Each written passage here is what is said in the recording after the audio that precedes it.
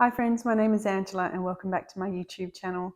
It is a wet and wild day today, so I hope that you can't hear everything going on outside. But anyway, it's made me feel quite introspective and reflective, and so I wanted to have a bookish chat today about slow reading.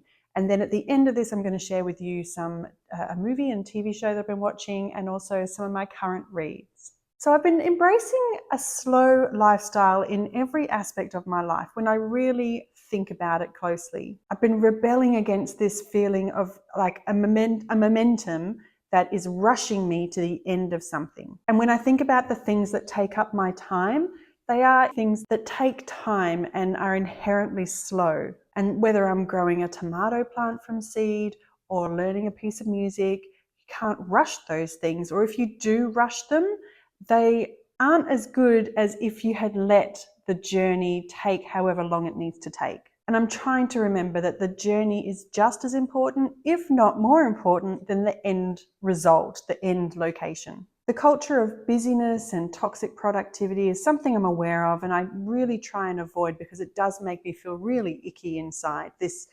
notion that you have to be forward moving constantly at a high pace to have success in any measure. Because I know that productivity does not equal success. It's like when you go to a new city, maybe you're in a whirlwind kind of travel program and you get to a location, you really only have a short amount of time there, but you go to a place, you take a photo and then you leave and you haven't experienced something.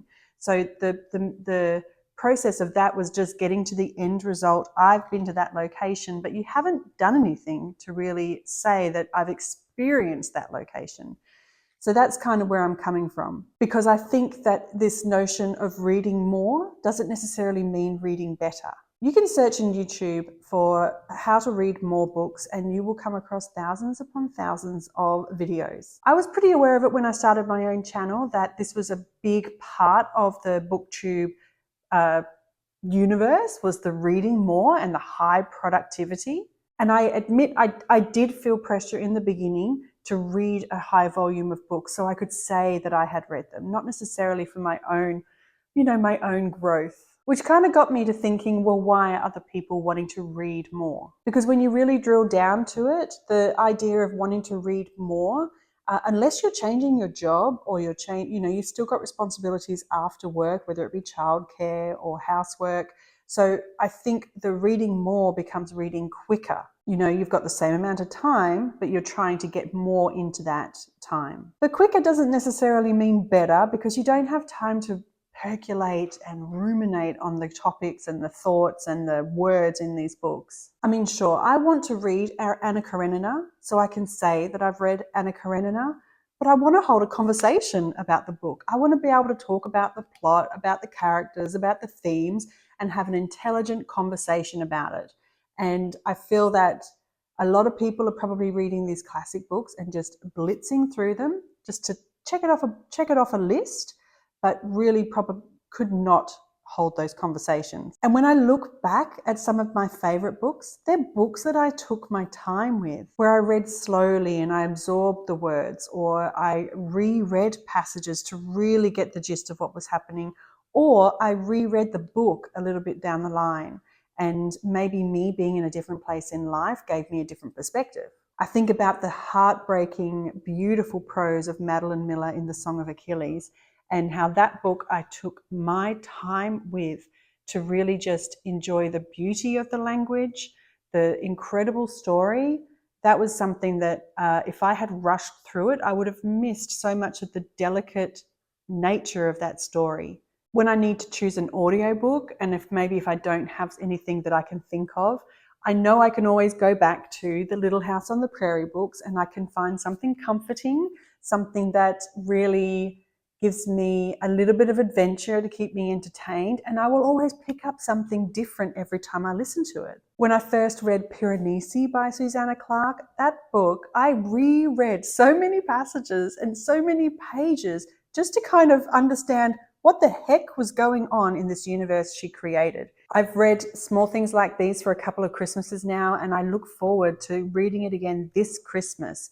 That book by Clarke is just so quiet and beautiful, and I think it really is always going to be at the top of my Christmas reading list, because each time I read it, I know I'll take something different away. Or I like to choose a specific book, a single book to take on holiday to read while we're traveling, whether it's on a plane or a train or an automobile. And I did this with The Offing by Benjamin Myers last year when we went to Europe. And it was a beautiful, perfect summary read. It added so much value to my holiday. And every time I pick that book up in the future, which I most definitely will, it'll take me back to that time. But that's not to say there aren't books that I want to rush through because they are page turners. And one of those for me was Colleen Hoover's Verity. Man, I read that in a day, I think. And I remember sitting on my bed at like 2 a.m. in the morning, just staring into space for 10 minutes after finishing that book, going, what just happened? That was the nature of that book, that it was a page turner, but I could tell you everything that happened in that book. But that's all to say, if I was focused on a reading more culture as opposed to a reading better philosophy, I would have missed so much in all of those stories. My natural pace for reading is about a book a week. That's a really natural progression for me. But I realized that I've been avoiding some bigger books on my TBR, which are generally classics. So they are really books that are like, that is an achievement if I finish that particular book. And I've kind of been avoiding them. And I think it's because these are books that will take me a number of weeks, if not a month or two, to read. And really, who wants to sit here and watch one person talk about one book for a 4-week period? So I've kind of avoided them in that sense, because I feel like I need to be, even though I am still fostering this slow reading thing, I still feel like I need to be generating some content in that sense. So those big books have kind of been pushed to the side because of that fear. And when I shared my half-yearly stats, I realized that I hadn't read some of those books that are at the top of the list for people that want to read them so they can say they read them. Books like Jane Eyre, Moby Dick, Dune, Les Miserables, Gone with the Wind, Anna Karenina, and East of Eden. They're not just big in size, but they are big in our literature history. So they carry a lot of weight. They're daunting. And sometimes I'm just like, just read it. Just read it so you've read it. But that's not the point, right? So all that to say that I am a slow reader. And I invite you to maybe come along with me in this journey. I want to absorb every word that the author has written on that page. And if I race through a book, just to say that I've done it and just add another book to my metrics, then I've missed the point. The point is that I'm reading to be a better person. I'm reading to find empathy with stories and with people. I'm reading to grow and to almost create my own catalogue of old friends that I can sit on my shelf and I can come back to them over and over again. Whether I'm looking for adventure, for comfort, or for just simply the beauty of the human language. And to have conversations with people about these books. Intelligent conversations about literature is something that I absolutely love.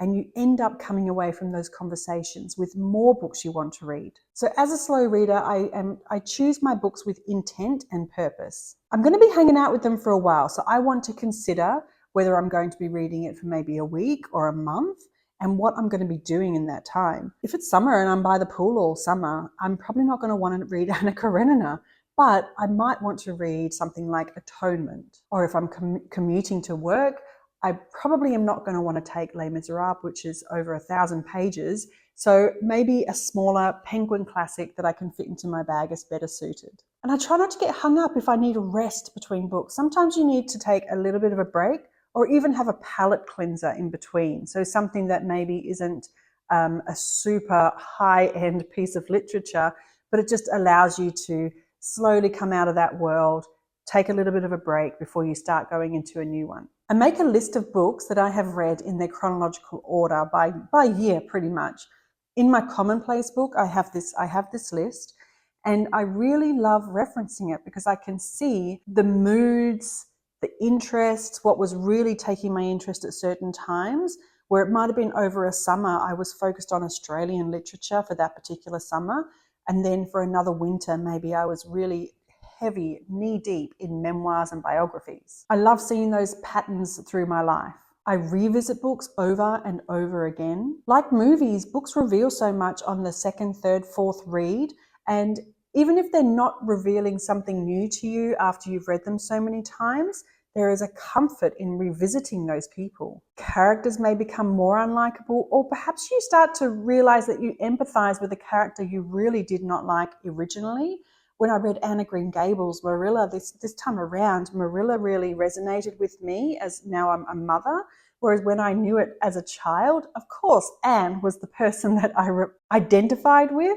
So coming back to it at different stages in your life will give you new perspectives as well. Rereading these books helps you get to know the characters and the stories, just like having multiple conversations with people helps you get to know them. I have conversations with people about books. Nothing makes you realize you have not read a book properly than having a conversation with someone who has. You realize that maybe you missed the boat entirely. But I love having that feeling of being on the same page with another book lover when you come together and you're talking about a book that you both love so much. There is nothing quite like it. And sometimes I'll hear them mention a subplot or something that I missed completely, or they'll mention about a similarity between that book and another book, and I'll be able to go ahead and read the other one as well. And honestly, getting on here every week and sharing my book reading journey with you is a big part of that conversation with friends, because not only am I having to read the book, but I'm having to spend a few minutes talking about it and really sharing with you my thoughts. They're not entirely deep thoughts a lot of the time, but it's helping me articulate. So I do like doing that with you guys too. So I hope this was interesting for you, my bookish chat on slow reading. I think I'm a slow reader. I would love to hear if you are. Are you just racing through books? But anyway, I'm going to share with you a couple of my recent watches and then some current reads. There's a movie and a TV show. So the first movie was a documentary called The Brat Pack by Andrew McCarthy, and it's a documentary on the Brat Pack from the 80s. This was a really great a really great perspective of the 80s and pop culture, which is something that really interests me. And if you have watched The Breakfast Club, or you remember watching 16 Candles or St. Elmo's Fire, then it's probably time to take some magnesium, put on some retinol and sit down and watch this documentary. I mean, it's not groundbreaking, but it was really interesting to hear the perspective of these people who were given this label, and even some people that were not given the label but were in this group or wanted to be in the group of the Brat Pack, and understand how it kind of affected them in their personal lives and in their career over decades. The other show I'm watching at the moment is The Bear. I'm almost finished with it. Season 3, which has come out, I think a few weeks ago, came out. And I love it. I love this show so much. The imagery of the food is just, it's chef's kiss perfect. It is so well done. And the next season starts off very slow after the energy of the last season. It's very slow, and there's a lot of character development, or like looking back on characters or looking forward with characters. Every character in The Bear Kitchen is having their moment in an episode, and it's this real quiet, which makes me worry that we're building to something at the end, and I've got a few episodes left to go, but I'm really enjoying it. And the yaks are getting a lot more screen time, which is intense. The amount of yelling and screaming at each other is like, it's pretty full on, and I need to take a break after an episode. But it is entertaining. There's a couple of interesting cameos popping up, but I'm really enjoying it. So if you haven't yet watched The Bear, I recommend it. Okay, on to the books. I have a little bit of an odd crew lined up here, but I'm going to share with you, there's 5 books I've got on the go. And the first one is The Adventures of Tom Sawyer. I am currently mainly listening to this on audio as I've been driving to work at the moment. So I'm listening to it, but I'm also reading it a little bit at night, and I'm really loving it. Tom is such a fantastic character, and this story is very nostalgic for me. I did not grow up on the Mississippi, but I grew up barefoot and climbing trees and getting up to all sorts of mischief. So I do kind of identify with him a little bit. I'm about 80% through and almost finished with this. Once I'm done with this, I think I'm going to read Bambi, and then after Bambi will probably be Huckleberry Finn. But I'm loving this one. Another one I realised these are actually quite both summary reads, and I'm reading them in the depths of winter. The other one is Jasper Jones by Craig Silvey. I've only really read a couple of chapters of this book, but it was published a number of years ago. I think it was 2009 it was first published. And this book has been given the unofficial tagline of Australia's To Kill a Mockingbird. It's certainly a piece of our culture here in Australia, and I've wanted to read it for a while, so I thought I'll give it a go. But it is a very summary book. Late on a hot summer night at the tail end of 1965, Charlie Butkin, a precocious and bookish boy of 13, is startled by an urgent knock on the window of his sleep out. His visitor is Jasper Jones, an outcast in the mining town of Corrigan. Rebellious, mixed race, and solitary, Jasper is a distant figure of danger and intrigue for Charlie. So when Jasper begs for his help, Charlie steals into the night by his side. Terrified but desperate to impress, Jasper takes him through town to his secret glade in the bush, and it's here that Charlie bears witness to Jasper's horrible discovery. So there's a lot of tension, I think, and I've just started it. I'm really enjoying Craig Silvey's writing. I haven't read any of his books previously. So that's on the go. So 2 very summary books in the middle of winter, but you go with what your gut says, right? And the other ones I still have going is Date with Death by Julia Chapman. I'm enjoying that. I have Agatha Christie by Lucy Worsley on the go, which is really well written. It's very easy to read. I'm enjoying it. And The Palace by Gareth Russell. I'm liking this one so much I actually just ordered another book by Gareth Russell, which is about the story of Catherine Howard, who was the 4th wife of King Henry VIII, if I remember right. Yeah, it's really well researched, and it's not too heavy, his writing. So these are the books that I've got on the go at the moment. There's a fair mixed bag.